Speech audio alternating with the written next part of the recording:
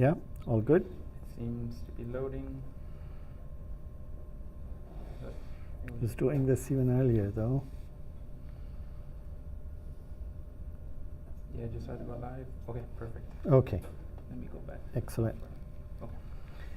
Okay, so today we're going to be talking about this particular problem. Can I switch to something outside to go to the browser, or do you know how that works? I guess I do that and just go to the browser. Yeah, just go there. Does it show up on the? Okay. And you have this problem opened. Precarious stacks. Yeah, I see it here. All right. So this is the problem. Right. Okay. Basically, the idea is that you're going to be dropping squares or blocks like these. And your job is to figure out at any given time what's the highest point that gets reached. Okay, and this particular example I'll show you on my slides. But the assumption is that first this reddish one shows up, then the blue one shows up, then the green one, then the purple one, then the black one, then that yellowish one, that small one comes, and then finally the other pink one shows up. Okay, and if you stack these up, each time the square will just drop as low as possible, and your job is to keep track of the highest point it reaches, the pile reaches. All right, and for each one you'll be told exactly where it'll get dropped, so you'll know the x coordinate range where it'll drop. Fine. And each one that drops in is a square. It's not a rectangle. It's not some strange shape. Fine? Okay, great. So let's go back to the slides. No, this is not the slides. This is the slides. Okay, good. All right. So let me show you this sample input, and in fact the input is going to show up like that first column here. I don't know if I can point to anything here. Can I point to anything? No, I can't. So these are all some of the challenges that is there. Is the mouse okay? Mouse shows up. All right, good. So this here is the input. Okay. The first number 7 tells you that there are 7 squares that are going to drop one after the other. Fine. Then the next one says it drops at the x coordinate 0, and the square is going to be of size 5. Fine. The next one is a square drops at x coordinate 1 and is of size 4. So this was the square with x coordinate 0 and size 5. Here is one. This blue one is x coordinate. It drops at 1, but it's of size 4. Fine. Then we have a square at 3, and sorry, it's at x coordinate 2, and is of size 3. Then you have 3 with size 2, and then 4 with size 1. Then we have a last 2. The first one is it drops in at x coordinate 0 and is of size 2. Which one is that? Yellow one, the orangish one, right? It's this guy here, because that one drops in at 0 and is of size 2. Clear? Then after that, you get a block at coordinate 0, and it drops in at 5. Sorry, its size is 5. Now each time, this is the output it expects you to produce, the program. So when you drop that first one, that's this guy here, your height is at 5, right? Because it's a square, it's a width 5, so therefore its height is also 5. Fine? Then when the second block shows up, your height becomes 9, because you just want the coordinate of the highest point. So then it becomes 9. Then when the third one comes, it becomes 9 plus 3, because this is only of size 3. So it becomes 9 plus 3, 12, right? Then you've got a square of size 2, so 12 will become 14. Then you have a square of size 1, so 14 will become 15. Fine? Then somehow, when the next one shows up, which is the one at x coordinate 0 and of size 2, which is the yellow one, you have to somehow realize that this thing will get hid away, meaning it won't impact the maximum height. And then finally, when the 0 to 0, 5 shows up, which means it comes in at x coordinate 0 and is of size 5, you have to realize that it's going to raise the highest point even further, and so 15 will become 20. Is this clear? If this is not clear, I can't move forward, so feel free to don't be shy. Feel free to ask. All right, good. Now, what I'm going to do is the following. I'm going to modify the input. And the modified input is as follows. I'm still going to keep the number 7. Well, in fact, I don't need the number 7 anymore. I already know that there are 7 squares. But each of the inputs, I am going to change them to give the x coordinate, the left x coordinate and the right x coordinate. So this guy, the first square will come in from 0 through 5. The second one will go from 1 through 5. The third one from 2 to 5, then 3 to 5, and then 4 to 5. Is that clear? So I've just changed it so that it doesn't tell you, it still tells you the x coordinate of the left end, but it also gives you the x coordinate of the right end. This way I can treat it like an interval, and all my work becomes easier. So I've just modified it. It's not that I'm going to go and change the input file. It's just that as I process it, I'm going to use the modified input. Fine? So I've just modified it for my purposes in order to explain things to you. But if you can still deal with the old version, you're welcome to do that. It's not really a big problem. Any questions so far? Okay, good. So then I am going to use something called well, I'm just going to use a tree, a binary search tree essentially. But I'm going to maintain intervals or squares, if you wish. Actually, it's intervals, and in this case, when the first square shows up, all I have is one square, and it spans this entire region 0 through 5, x coordinate from 0 to x coordinate 5, and it's of height 5. So that's the information I need to have. So initially, to start with, I have only one node in the tree, and it's going to be this.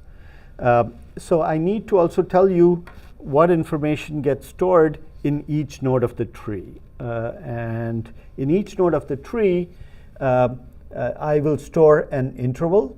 So every node, is it a different color? Yeah. In every node, I will have a interval. Interval means it'll have a left endpoint and a right endpoint. In this case, that's 0 and 5. Fine. Then I am going to have the maximum height.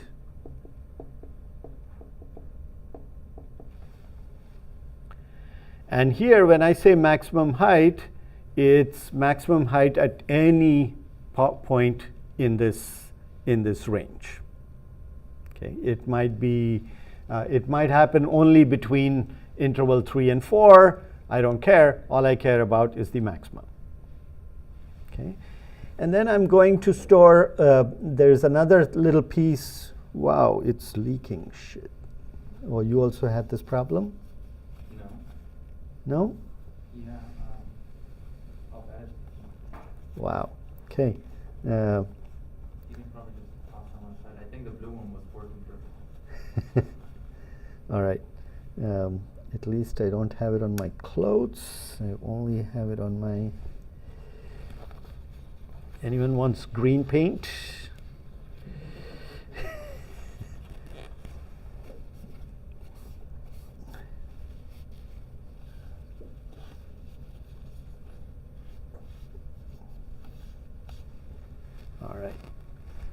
Not sure what we're going to do with this. Okay, let's move on to a different color. So the third thing I'm going to use, it'll start to become clear when I go forward. I'm going to say, I'm going to call it the split coordinate.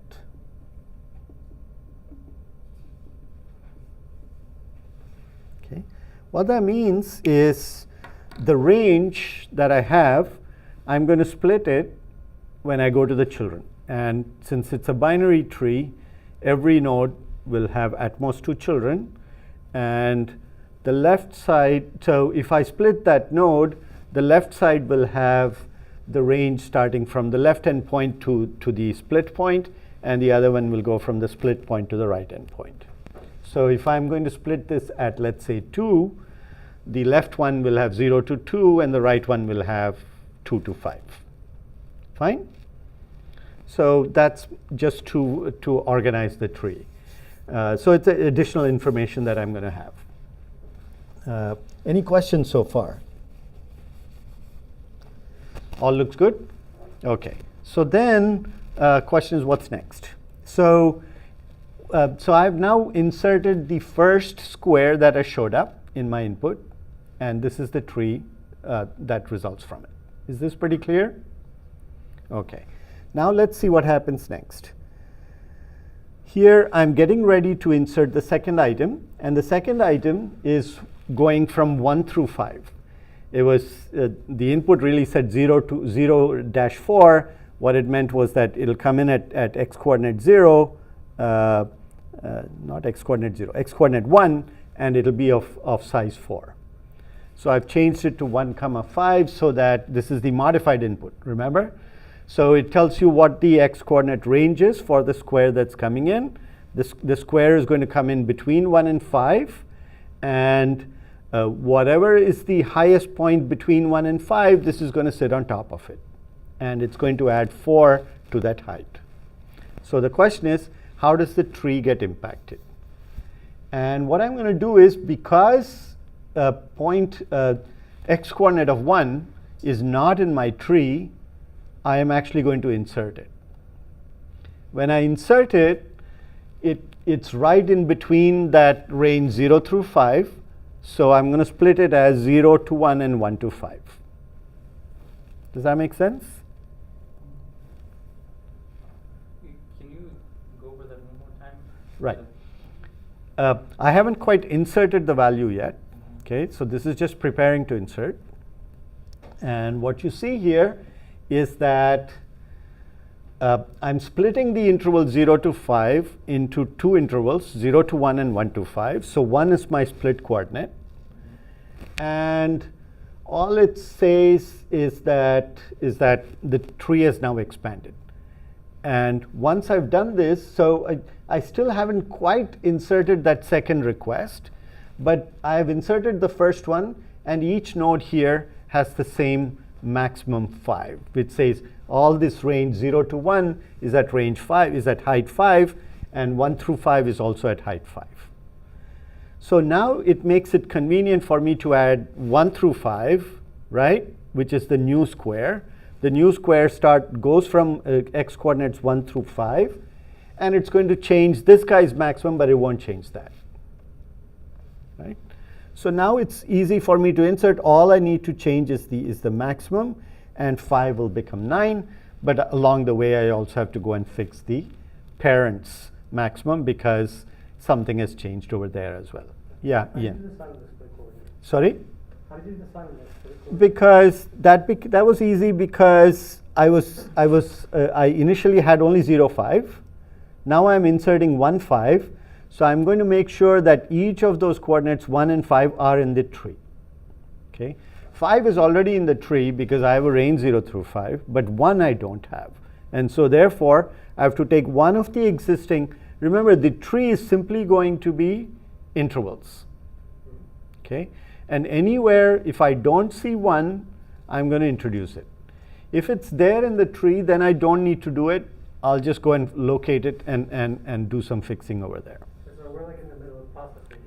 We're in the middle of processing, right. So in order to process, I may have to split. In this case, actually, I'm splitting a leaf. I will go down all the way. I'll search for 1. It'll take me all the way down to a tree, and I still don't find 1. And so I have to split that node at the bottom, and it'll become 2 pieces. That way, I know how to deal with this interval, with this new request. Now, in this case, we got lucky because the square that we added was exactly 1 to 5, and 1 to 5 was one of the nodes that was created, and so it's going to be easy to process it. In general, it's not going to be that easy, but we'll see. Hopefully, we'll see some cases as we move forward. Is that clear? Yeah. Okay, good. So after I add this square, this number will become 9. But the moment I change 9, I will kind of walk up the tree and fix all the nodes along the way to be also, if necessary, I will increase it to whatever the value is. Okay? So, yeah. Well, the second square was of size 4.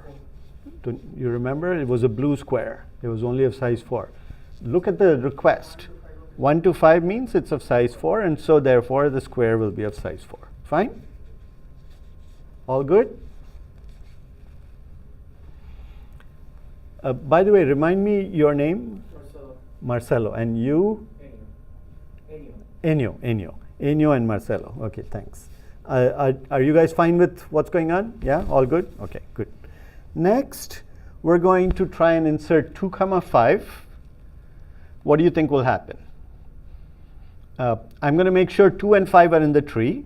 At this point, 5 is already in the tree. I don't have to do much, but 2 I have to introduce. So whatever you did earlier, I'm going to look for 2, and it ends up in this interval. So there's no real node for it, so I'm going to split that guy there, right? That's pretty clear. By the way, in the example that I'm going to show you, I'm going to imagine that this is a binary search tree. In reality, it's going to be a red-black tree with balanced stuff. So balancing is an added complication, but I'm going to ignore it for now. Okay? So just imagine that everything is just a simple, plain binary search tree. The only difference is that each node actually has a range instead of a single value. Okay? That's the only difference. And if you want something in between, we just have to split it. Yeah? Question? Srimant? No? Good. Okay. So next one, as I said, is 2, and so therefore I'm going to split 1, 5 to 1, 2, and 2, 5. By the way, when you have these ranges, you should notice that I'm using square bracket to a curly bracket. Why is that? So it's to show that it's an open interval on one side, because it's unclear what exactly is happening there. Even though you're saying it goes from 1 to 2, it's actually stopping a little short of 2. Otherwise, you'll have all sorts of trouble. So I'm going to assume that every node has a range that includes the left endpoint but doesn't quite include the right endpoint. It falls some epsilon short of the right endpoint. That's just for our understanding. Otherwise, things get messy. Okay? So when I split it, I know that this 9 is simply going to get duplicated because across the board that height was 9. Clear? So now we are ready to add the third thing, and the third thing was 2, 5. So what's going to happen? It's going to add 3 to the height, and so this will become 12, right? So that's pretty clear.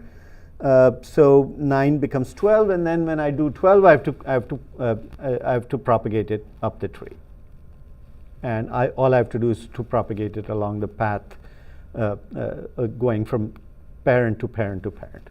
Fine so far? So the next two are going to be similar, so I'm going to try and speed that up. So I add 3, 5, so that introduces 3 in this particular node. And so you get 2, 5 becomes 2, 3, and 3, 5.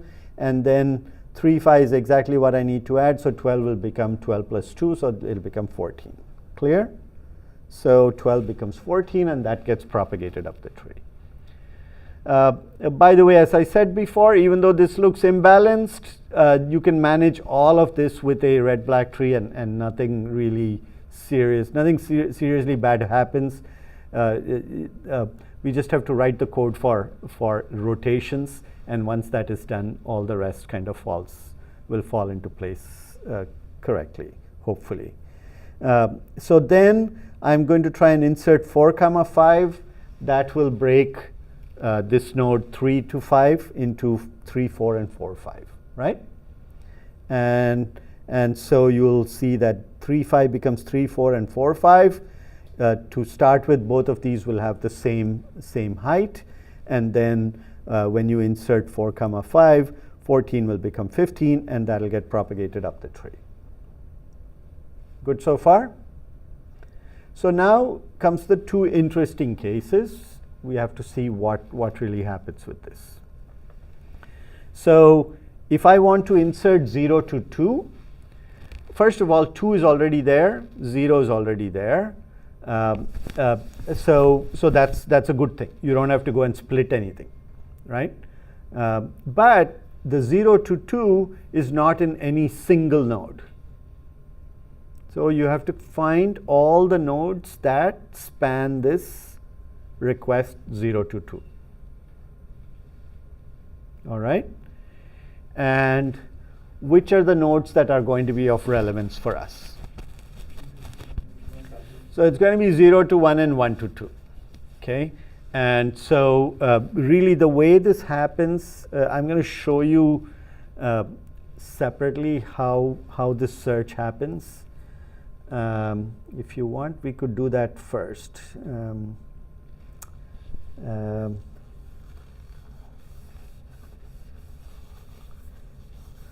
Right, so let me briefly explain how this goes. If you want 0 to 2, you start at the top of the tree, and you see that 0 to 5 includes 0 to 2. However, the split there happens at 1. Okay, I didn't write that down, by the way. So the split coordinate that we mentioned at the top of the tree is 1, right? Is this clear? Why is it at 1? Because the left subtree is 0 to 1 and the right subtree is 1 to 5. Fine? So therefore, the split right at the top is 1, and 1 falls right in the middle of 0 to 2. So therefore, 0 to 2 will have pieces on the left side as well as on the right side. So that node, the root node, is going to be called the split. It's going to essentially split your request. Okay, and so you'll have to do searches on both sides. When you go and do the searches on both sides, you may get a whole bunch of nodes. So you'll have a whole bunch of nodes on the left side that are of relevance, and you'll get a whole bunch of nodes on the right side that are also of relevance. And in this case, that spans, you'll eventually find that 0 to 1 is completely contained in 0 to 2. So remember, your request now is 0 to 2, right? So you will go to the left side, and you'll find that since the split value was 1, you're looking at 0 to 1, and that 0 to 1, you found a node that completely contains it. Now you're going to look for the remainder, which is 1 to 2, and you go to the right side. You go to 1, 5, and you realize that that's 1 to 2 is completely contained in 1 to 5, and so you have to decide whether to go left or right or both. And in this case, you will realize that you're going to go left because the split value at that second child is 2, right? So use that to figure out whether you want to go left, right, or both ways. And when you go to the left, you realize that 1 to 2 already has everything that you need, and so that's where your search will stop. So therefore, what will happen is that you have to, in order to prepare for this, you're going to identify all the nodes that span your request 0 to 2. And it can be shown rigorously that there are only going to be order log n nodes that are impacted in this manner. If the or order of the height of the tree that are going to be impacted in this manner. All right. So now that I know it's going to impact those two, what do I do? What's next?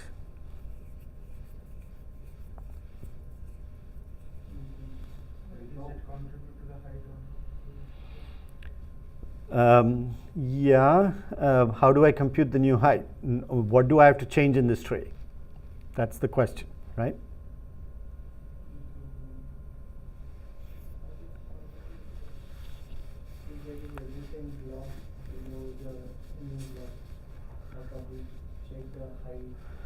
We have already identified all the nodes that are of relevance. Okay. None of the nodes are going to have a parent-child relationship or a node ancestor relationship. They're all going to be across the tree. Then one node has height 5, the other node has height 9. What is that telling you? It's telling you that part of that tree stops at 5, the other part goes up to 9. So therefore, this new block of 0 to 2 is going to sit on top of this one with the height 9, right? So essentially, you identify all the nodes. You have to find the one with the highest value among all the ones that you've identified. And in this case, that's 9. And so your block is going to sit on top of 9. And since it's of height 2, those values are going to become 9 plus 2. So that's sort of the next thing, where I change both those values to 11. And as I change them, I also have to propagate it up the tree. In this case, fortunately, it doesn't propagate very high because the parents were already higher than 11. But 5 became 11 and 9 became 11. And that's critical for you need to understand. All right?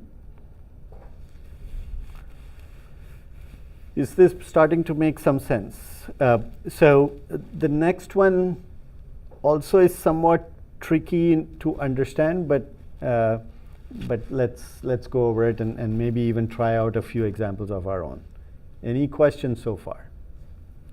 All right, so next I'm going to try and insert the last request, that's 0 to 5. What are we going to do?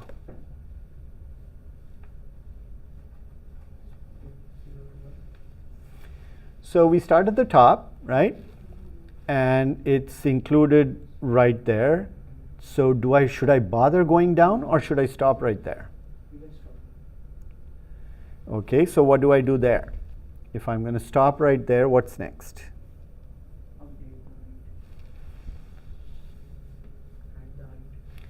Add the height to 15. Since this square is of size 5, that 15 will become 20. Should I change anything else in the tree? So first of all, we're going to prepare to insert it. And since both 0 and 5 are already in the tree, I don't have to insert any nodes or break split any intervals, that's for sure. I identify all the nodes that are of relevance. And in this case, you'll see that there's only one node that's affected because you have an entire interval right there marked out as 0 to 5. And so that's the only node that's going to be affected. I pick out the maximum among all the nodes that are impacted. In this case, there's only one, so it's just going to be 15. And I change that to 20. And I have to go and propagate it up the tree. Since it's already at the root of the tree, nothing more needs to be propagated. Okay, so the answer is 20. By the way, the answer will always be stored in the root of the tree, and all you have to do is to read that out. And in fact, if you go back and look at the output that was needed, which was right here, this output is always stored in the root of the tree in all our steps. In each case, we kind of propagated it up, and we always had the value that we needed. So We should try some other interesting cases here just to make sure that we've gotten this right. Yeah. Just, could you go back to the last slide that you had? Sure. By the way, over here I could add something over here and see what happens, right? Before I added the last one, and that could tell us that could be a little more instructive for us. Okay, so we added 1, 2, 3, 4, and then we had added 5. So this is where you wanted me to stop? Even the last one, when it's 20. Okay. Okay, so at this point, let's say we add 0, 2 again. 0, 2. Yeah. Right. So if I add 0, 2, I will start at the top. Again, I will identify the nodes that are of relevance. So yeah, here there is this little trick that you can't just take 11 as the highest number there. You have to the new number should be 20, right? That's kind of obvious. And there the problem is so yeah, that's why the coding needs to kind of take care of some of these special cases. If you look at everything before this, right?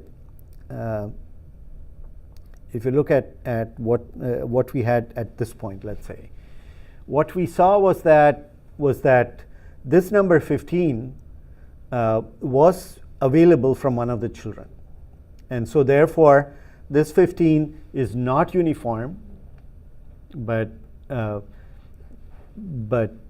it's coming from the children. All right, so there's a part of this range 0 through 5 where you have 15. So so if you want, you can retain additional information, but the problem is that you can't propagate this 20 to every node where the change needs to occur, because if you did that, you will have order n time complexity. So when you're doing your search for 0 to 2, you have to, when you're going from a child to a parent, while doing the search, if the numbers jump, then you have to remember that that the parent's number needs to propagate.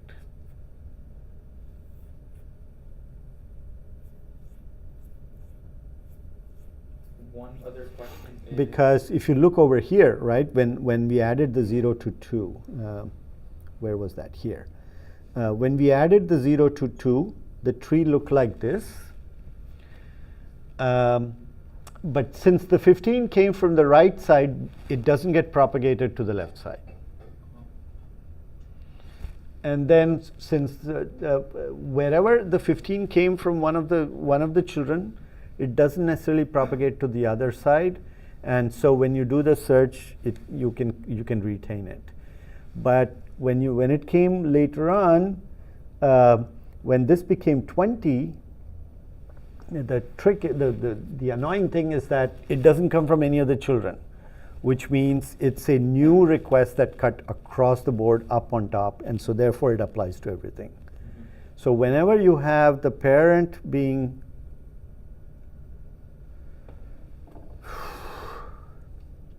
well, it could also be equal and still be, no, it can't be. It can't be. All right, fine. So whenever you have a new request that only landed at the top of the tree at some node, not on its children, then you'll find that there's a gap between the parent and the children values, and so then you have to make sure that you propagate the top value to all the children that you look at. Okay. And if you want, on the way down, you could actually propagate it and keep it updated. Yeah. Yeah, I have a similar question. What happens when there is a new request like 6.1? Yeah. Which is out of the Way out of the range. Yeah. So then it becomes easy, because 6.1 means it's equivalent to 6, 7. Right? So 6, 7 is way off to the right from 0, 5. And so what I'll do is I'll put a node on top and make it 0 to 7, and make the split at 5 where this goes from 0 to 5, and on this side becomes 6 to 7 or 5 to 7. Okay.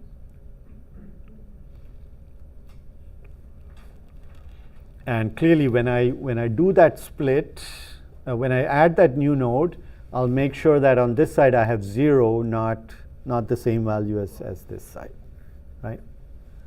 So yeah, there are a few challenges. Coding is not trivial, but most of it is logical. If you write down precisely what you want to store in each node, then it can be done carefully. Any questions about this? One more question. Yeah. So the thing I'm not understanding is this update function, because sometimes we have to propagate values up. Right. And I'm thinking that we propagate basically values that You always contain that propagate. interval. You always propagate. Whenever you're adding a new request, Yeah. if it changes the value, you have to propagate it up Yeah, as but far as it goes. Maybe I phrased my question wrong, but we update the values that include that are including that smaller interval, correct? Yeah. So couldn't I give you a case where I start with a big interval and or a small interval and I keep growing the intervals, kind of like a triangle? Uh-huh. So you always have to update all the intervals, or no? So yeah, we could try that, and I can show you what happens. Not sure if I completely. So we can either add to this picture itself, or we could create our new. Sample? Sorry. We can do a new example. We could do a new sample. Fine. You can close out of the slides for now, maybe? So this one just gets erased by this. Yeah. All right. I have the eraser, but it wasn't working as well. No, that's fine. This is okay with me. It's just the spilling of ink was somewhat scary. Okay, good. So Maybe blue? blue is better to read? That's the one I was writing with and I didn't have any spillage. Okay. All right. So what kind of an example do you wish to see? So start off with like an interval at the middle. Uh-huh. And And then it grows like it this. grows like Okay. this. So you want something that looks like this, right? Yes. I mean, I'm not drawing squares, but okay, I get the general picture. So that means your requests are going to be, let's say something like 2, 3, and then 1, 4, and then 0, 5, something like that, right? Fine. So when I see the request 2, 3, so I could make this smaller, right? Or I could just, You can just close out of it. Click I on could it. close out. There should be garbage.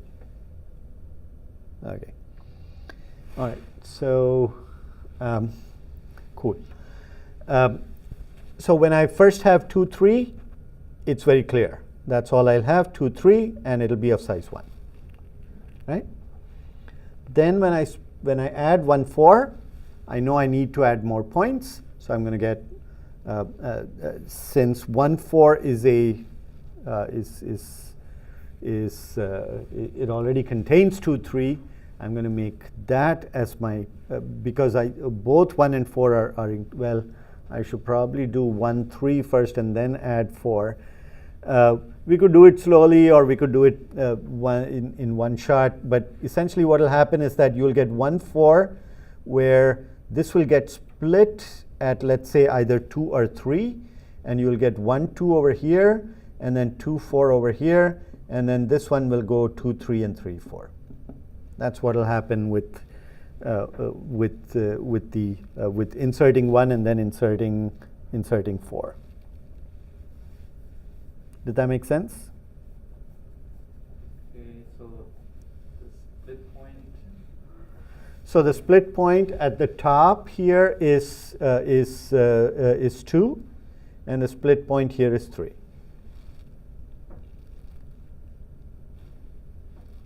Which is more of the medium than everything. Median. So let's not worry about median at this point. I think if you use a red-black tree and insert it one at a time, it may look a little bit different. So if I add 1 to it, it'll create 1, 3 as the parent, and then it'll split it at 2, and you'll get 1, 2, and 2, 3. All right, and then if I go to add 4 to it, it will give you 1, 4, and then yeah, it won't look like this here. Maybe we should redo this. So it should be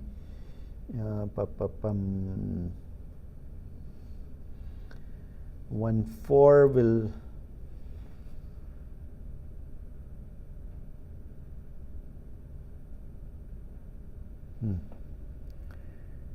Yeah, so I think the 1, 4 will split at 3 and will give you 1, 3 and 3, 4.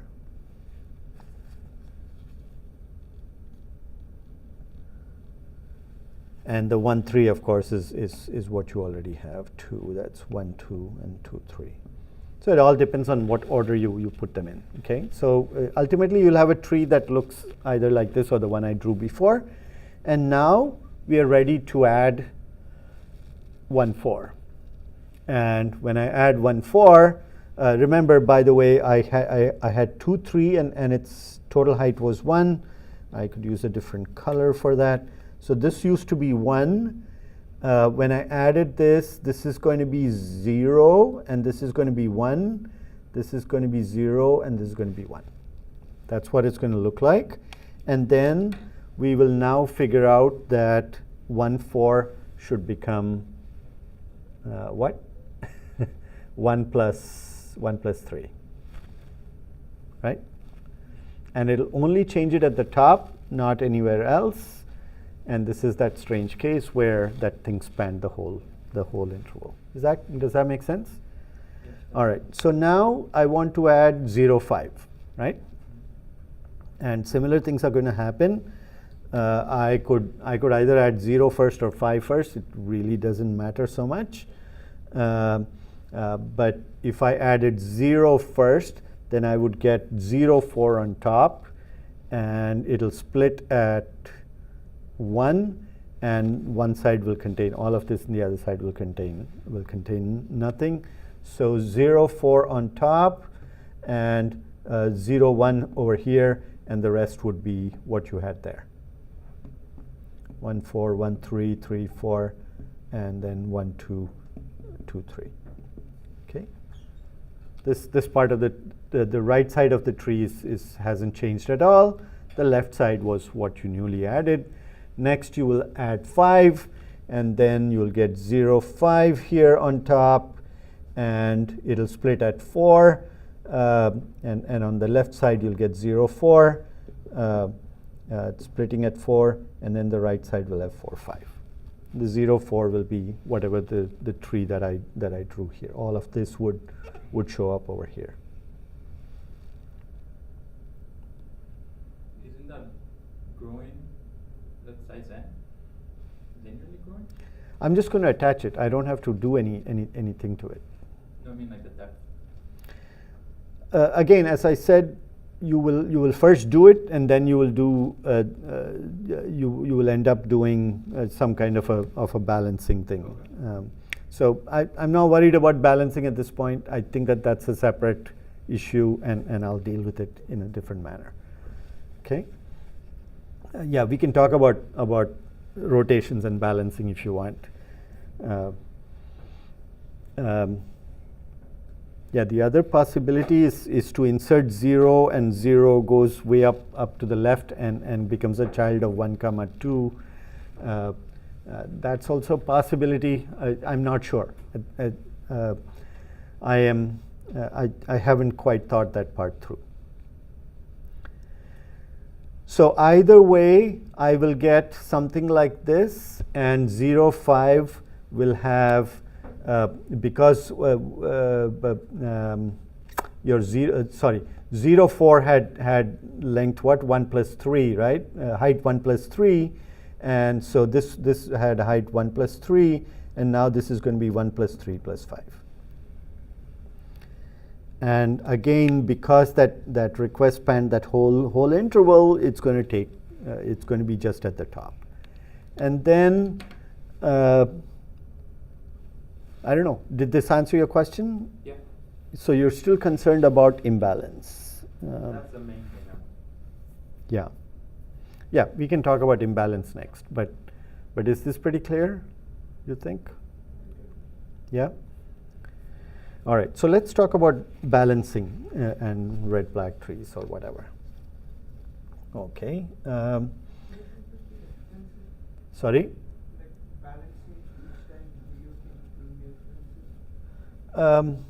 Well, so maybe the way I inserted it at the top was not a good idea. It's possible that maybe I should have done it on the side. So let me try that again. So when I had I started with 2, 3. Then I added 1, made it 1, 3 at the top.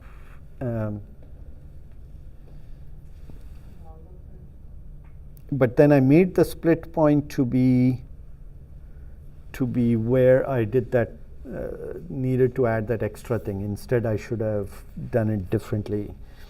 Right, so let's see if we can think about this slightly differently. We initially add 2, 3, right? So this is the only node in the tree. Now we are trying to add 1, 4. Both 1 and 4 are not in the tree. Both of them are outside the range. So how do we handle this? We'll essentially end up with 3 things, right? So since 1 is off to this end and 4 is off to this end, I'm going to change this tree to look like the following, where I would have 1, 4 on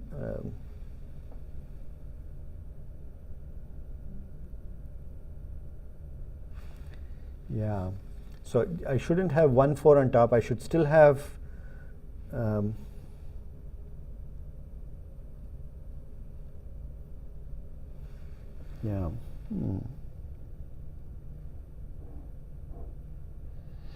Yeah. Either way, that first one is going to be a little skewed, so that's actually quite all right. So I'll end up with 1, 4, and the split at the start will either be at 2 or 3. In the way I've drawn it, let's say it's at 3, so I'll get 1, 3, and 3, 4, and then 1, 3 will get split again at 2, and it'll become 1, 2, and 2, 3.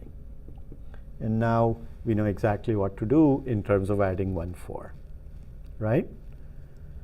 Because all we have to do is to add that height to this node, and we'll be done. Remember, before doing this, my height is just 1, because this was at the first square I added was height 1, 1, 1, 1. And then when I add this last bit, it'll add 3 to only the top node, because that spans the whole interval.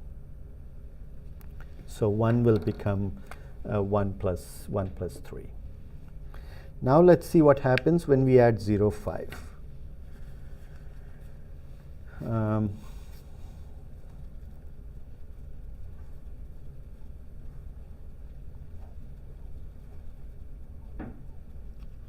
So your concern is if I keep doing this, it'll just become higher and higher.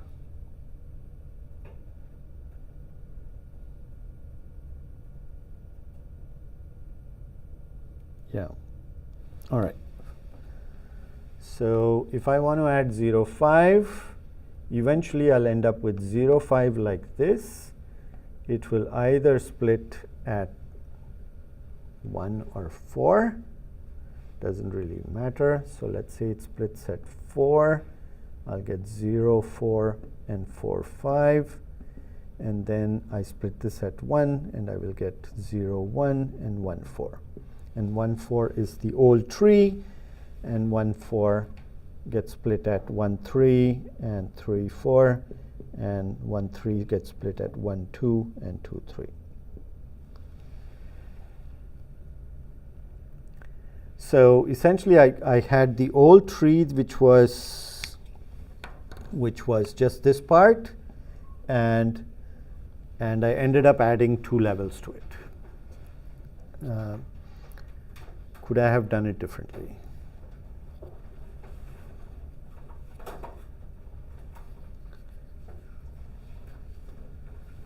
So what if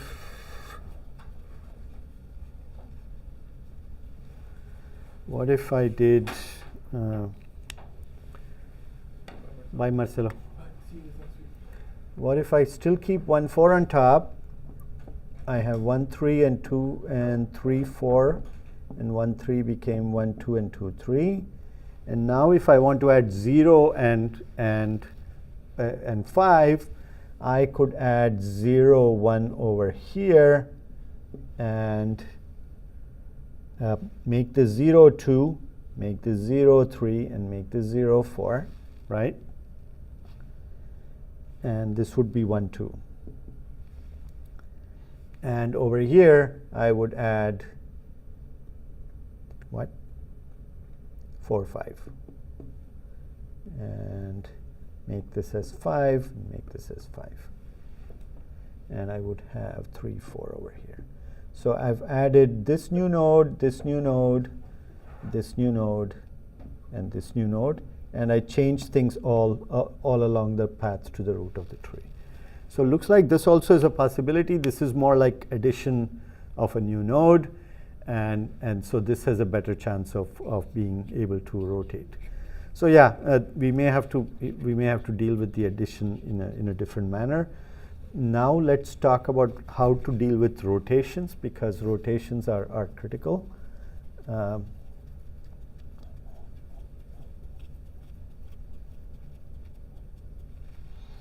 In rotations, I have something that looks like this. I have x, y, and I have 3 subtrees, alpha, beta, and gamma. When I rotate here this way, it becomes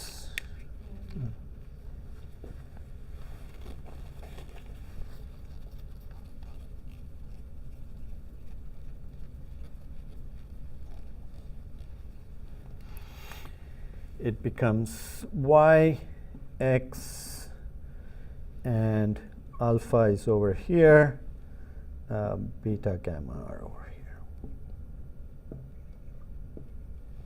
Okay? So that's what a rotation does. In fact, over here, if I do a left rotate, it gives me this. So this is rotation, right? Now the question is, what kind of properties, what kind of things do we have to fix? So for that, we should go back to remembering what we had in each node. In each node, we had a range, right? So we had the x left endpoint, x right endpoint. Then we had a split value that told us how the two split. And then we had the max height, right? Yeah. This is tricky. So it's tricky because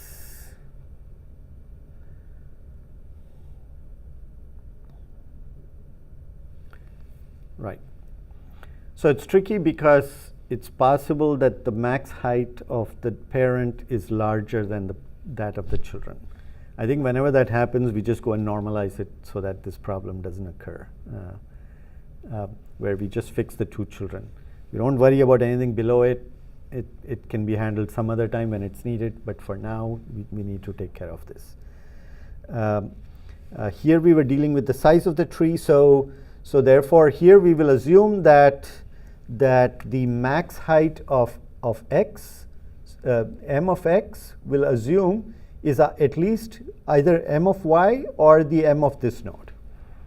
If that is so, then I think everything will work out.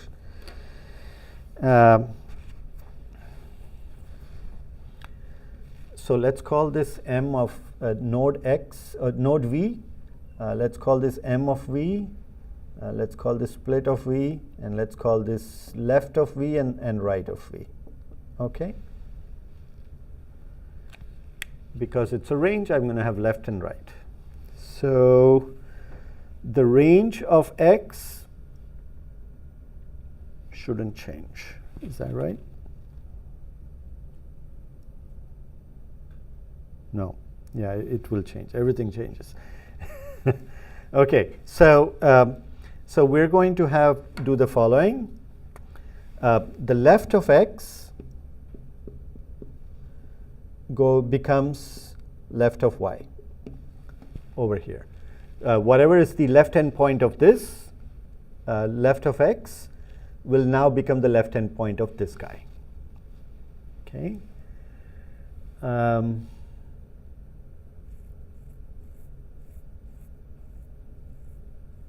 Yeah.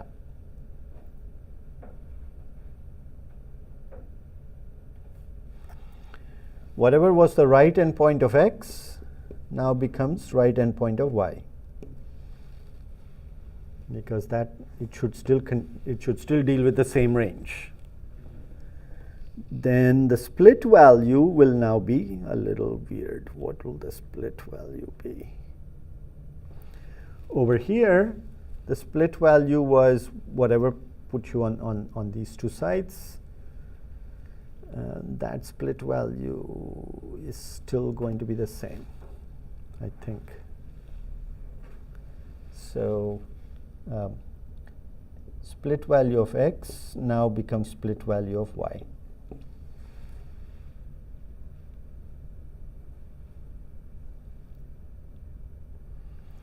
Because whatever you use to split these, right, y's largest value was equal to the split. And that's still going to be true here. It's, no, I think this is correct. Okay. Then we have to figure out something to do with the split.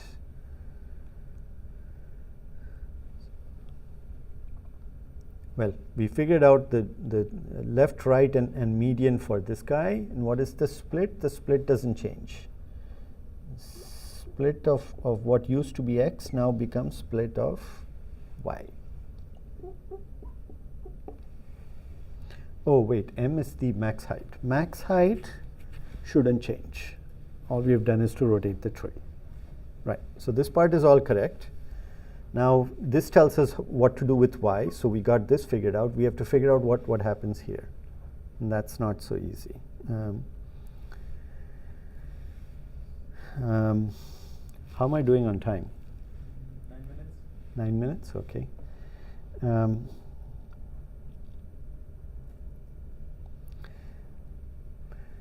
So if we have fixed the heights, at least locally, at least to within some portion, then the maximum height of x can be recomputed by looking at the maximum heights of these guys. Do you believe that? Do I believe that? I'm a little skeptical. A little skeptical, yeah.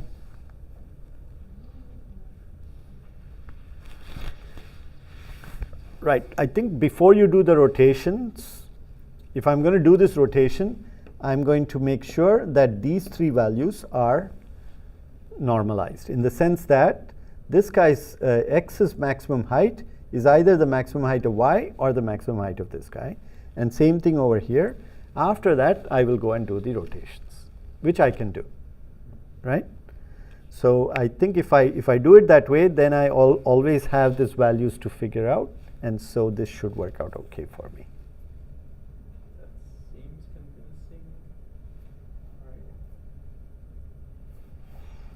So I may have to push the value down one level before I do the rotation. That's all.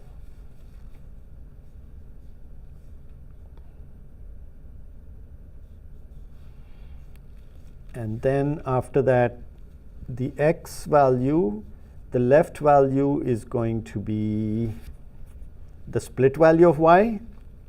That's the left of x. The right of x is still going to be the same as what it was, because it has all of gamma. Yeah. So yeah, good. Right. So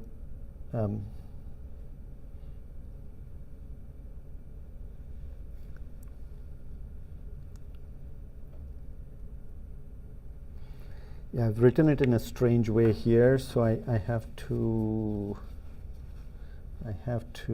rewrite this in a cleaner way. What are the things that are really changing? What is changing is the right of y really changed. So right of y is now right of x, because y contains everything x contains, and right of x did not change. Then left of x has changed because it has a new thing. So left of x should become essentially the split value of y.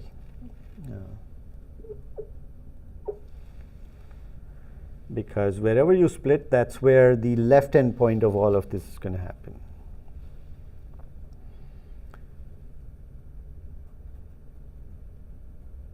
So the new value left end of x will change.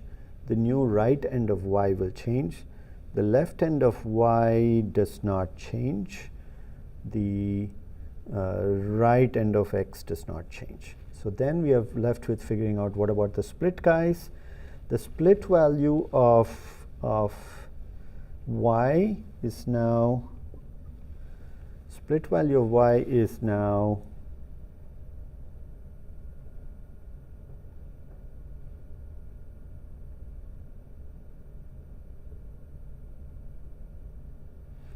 it's the same as before. Split value does not split because it has to split right at where alpha ends, and that's still the same.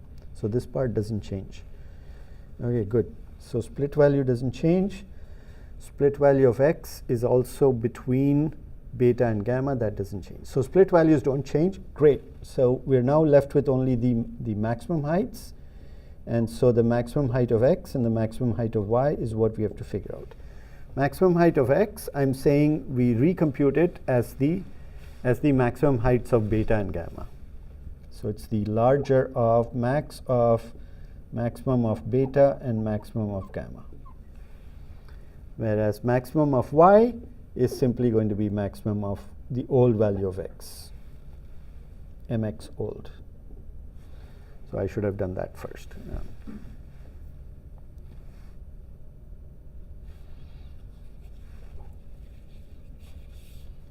So let me do that here, and m of y equals m of x.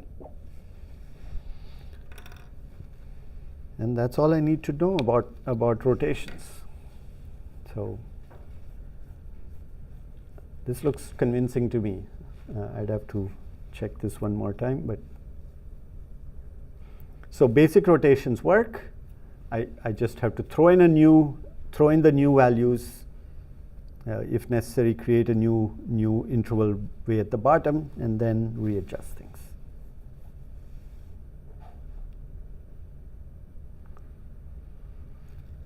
I think the hard part is in figuring out that tree that I showed on the slides. This part is yeah, there's some work here, but it's not. I don't think this is the hard part. Shall we stop here?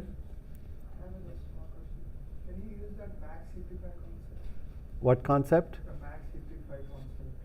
And after you insert, the max will go to the top. You can only put that into a separate structure. It doesn't help here because you don't have. You can't merge it with this structure. This structure has a very clear, well-defined thing where essentially what it does is if this is your x-axis, right? It notes down all the x-coordinates where some square was involved, and then it divides this into, it turns this into essentially a binary search tree, right? So this value is on top, and then somewhere here, and then somewhere here. So that's what it ends up looking like. And then each node is basically the interval either to its left or to its right, whichever way you want to think about it. So that's what we did. But in a heap structure, you're only keeping track, you're not organizing it in any meaningful manner, it's all over the place, and all you know is that the maximum is on top. So if you only care about a value, that may work out, but here you care about the intervals, and that is a different deal altogether. Now if I have to insert a new interval or insert a new square, in the heap it'll be all over the place. I can't go and search it. That's just too much work. It just doesn't work. So I don't see how it could work, but who knows? I don't think it's worth the trouble. I think it's just not well suited for this problem. Okay? All right. Wow, this looks messy.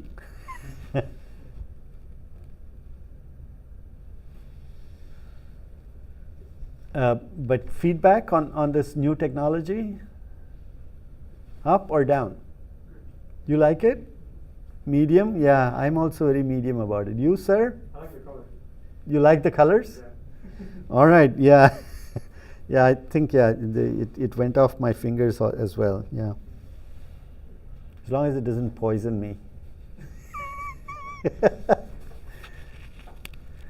You know how they used to tell us on those markers that these were toxic? Oh, really? Yeah.